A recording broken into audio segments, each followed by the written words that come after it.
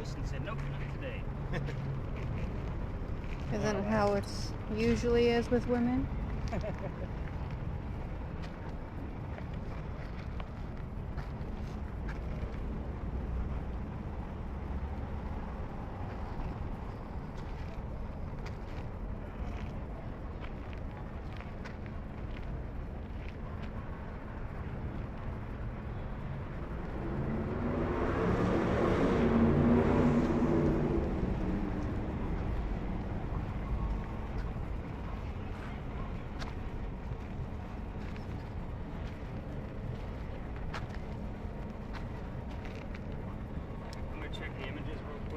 Especially since he just lit up. Sorry, that would be considered disrespectful here. I forgot to give you a heads up. You're okay. What you doing? He's fine. We're gonna wrap it up. So we did get another. He just points to the ground. Somebody's having a good time. A good lunch over here. Yeah, it definitely smells that way. Yep.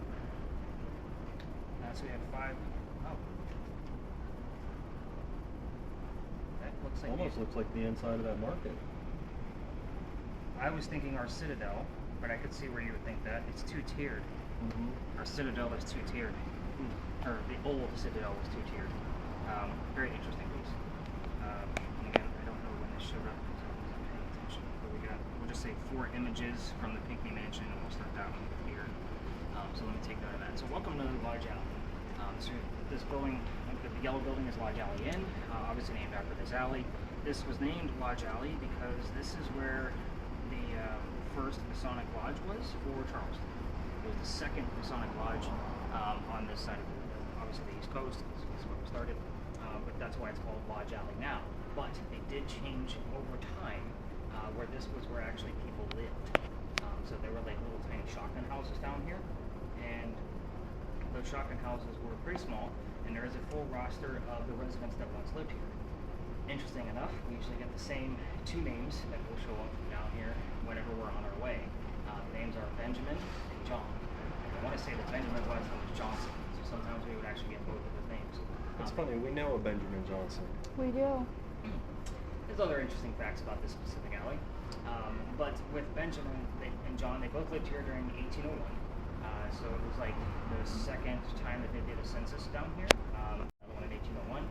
And there was only 5 people that lived down here at the time. So it's just kind of interesting to me that we would always get the same 2 names whenever we came down here.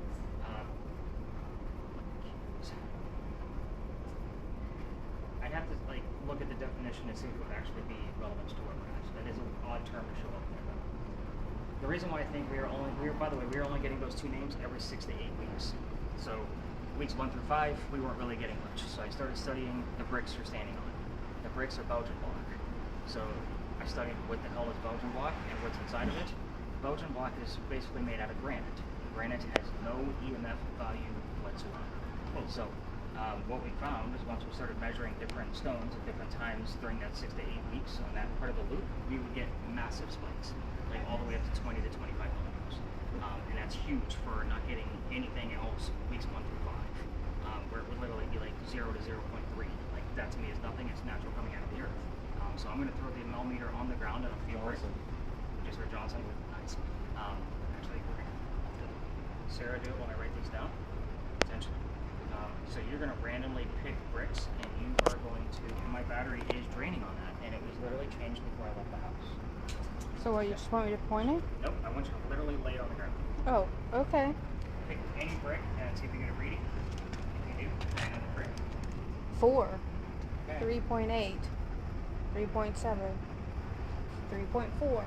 Okay. So hovering.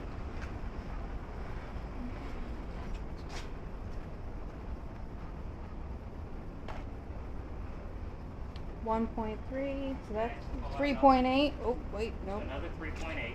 Yeah. You are near some kind of piping. So Okay. let's move closer to the middle and see if we get. Okay. See if we can get higher than 3.8. I know, I got you guys working hard. 4.4. 4.9. 4.9. 5.4.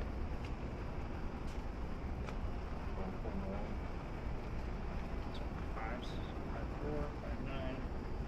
Okay, let's try another one. Okay. Anywhere you want to go. Okay. Just put it on this Try way. the other side, maybe.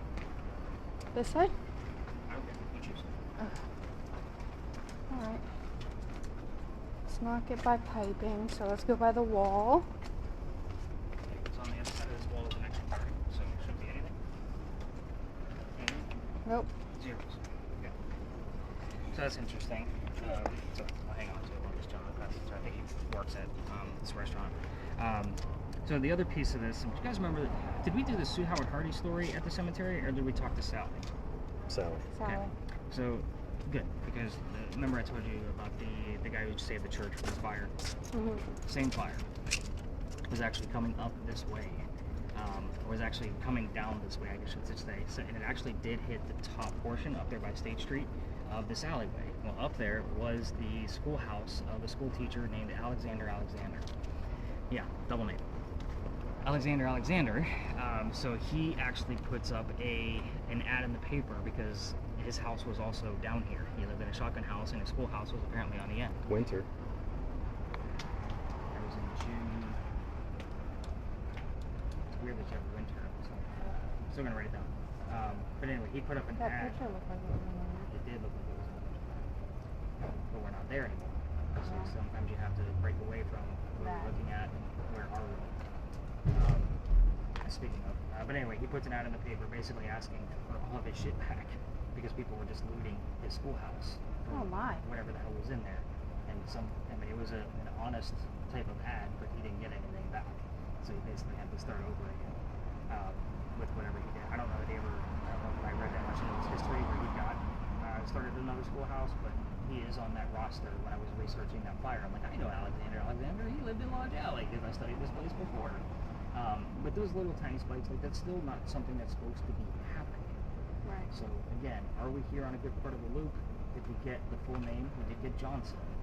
Again, not a shit ton of history at this location, but it is uncanny. I used to also point out, and again, I'm trying to remember everything I used to talk about because I haven't really like truly been down here in a couple of years. I think maybe once or twice with repeats like you guys. All of those buildings down there, that's where the wharfs are. Those buildings weren't there, so the smell of all of the low tide would come through here. Have you guys smelled low tide yet? I mean, you're in Mount Pleasant staying. It stinks. Yeah, it's bad. So when you guys have walked around down here, I'm sure you noticed that some of the houses are slanted, and the skinny part of the house is on the street side. There's a couple of reasons for that.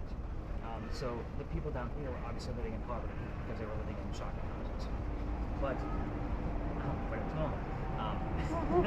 So the other interesting thing about the houses, the big houses that are slanted, is because if they're on like a battery and they're slanted like that, it's so that way you can have air conditioning. It's like $2,000. It's a lot of money. Friday nights in Charleston.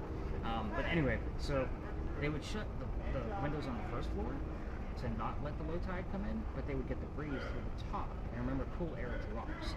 So it was kind of like their own way of having air conditioning in their summer homes. So most of those houses down on the Battery are actually owned by people that own plantations, either inland or in Myrtle Beach. Remote. This would be their vacation area. So, Remote. yeah, it's definitely remote, right? Especially right there in the Battery. So I just like to point out like the different ways of life down here. You can go from one block to the next, look at the housing, and know what type of people once lived there versus who lives there now. I mean, you can obviously make those speculations based off of what type of housing that we have.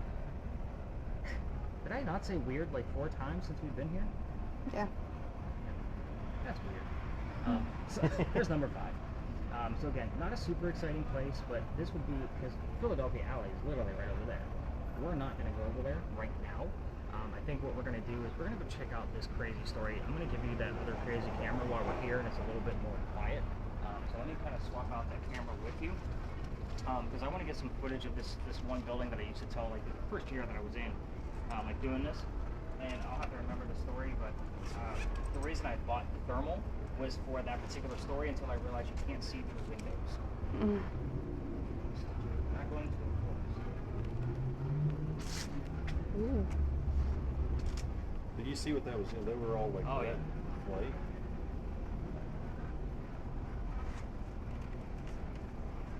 Doubt that the light was anything down here. Unless it's more of a, just like a dark light. I'm a little pissed that my bell meter's dying.